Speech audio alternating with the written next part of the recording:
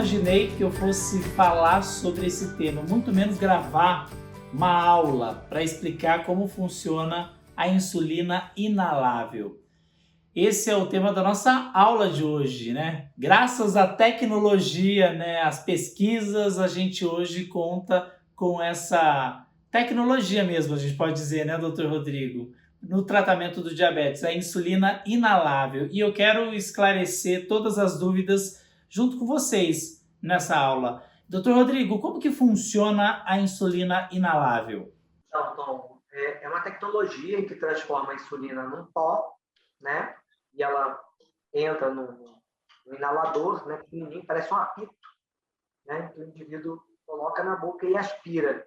E a insulina, né? Ela vai ser absorvida, ela vai parar lá no pulmão, e o pulmão é cheio de vaso, né? E ele vai conseguir absorver, passar essa insulina para a circulação. Então, e essa absorção, né, do organismo é mais rápida ou não? É muito mais rápida do que a insulina aplicada. Então, essa não precisa fazer 5 minutos antes, nem 15 minutos antes da refeição. Vale lembrar que ela é insulina somente rápida, não existe insulina lenta inalável. Então, se o indivíduo usa as duas insulinas, ele vai precisar aplicar a insulina lenta e inalar, né, aspirar a insulina de ação rápida. E ela tem uma ação muito rápida. Então, essa é a grande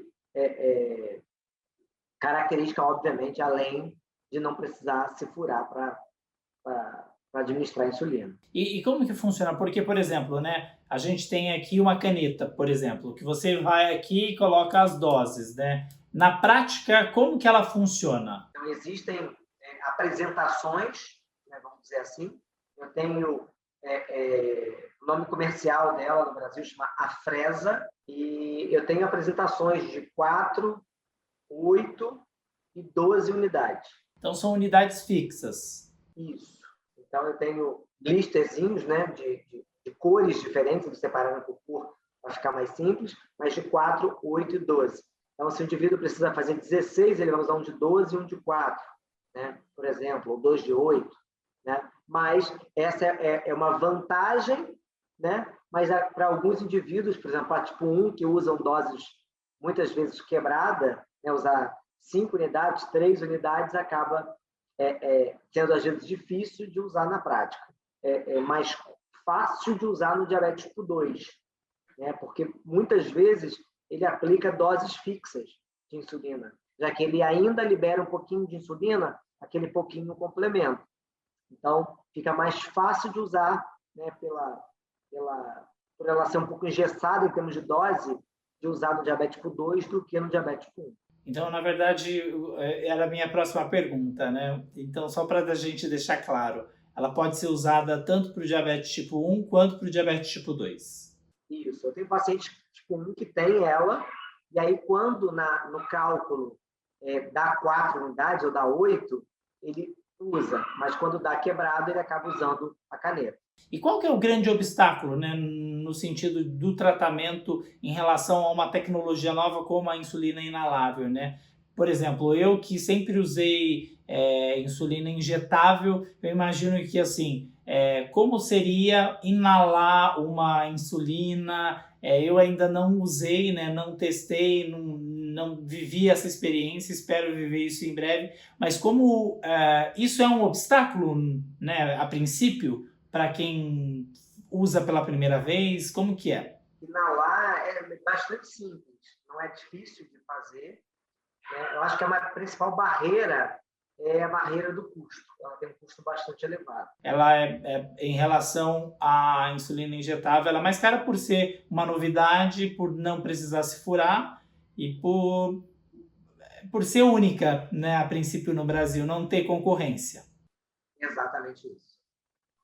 Mas existem pacientes que só fazem o tratamento com esse tipo de insulina, doutor Rodrigo? Pode ter, em alguns pacientes que a gente quer só, talvez, melhorar no tipo 2, que o pós-prandial está alterado, a gente quer melhorar só o pós-prandial, pode ser uma alternativa. Mas existem casos em que a pessoa tem algum tipo de restrição à aplicação de insulina, uma certa dificuldade, e aí essa é a melhor alternativa nesse momento para fazer o tratamento. Exatamente. Então, essa é uma outra grande indicação para indivíduos que tenham medo de agulha ou que não se vem aplicando insulina, né, tradicional, a inalável, né, em alguns casos pode ser uma alternativa. E agora, doutor Rodrigo, essa insulina a gente encontra em qualquer farmácia? Ela está disponível assim de forma prática? Sim, nas grandes redes de farmácia em geral se acha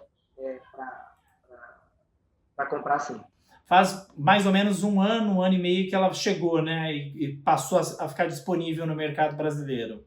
Mais ou menos isso. Mais ou menos essa. Eu acho que foi no fim de 2019, se eu não estou enganado.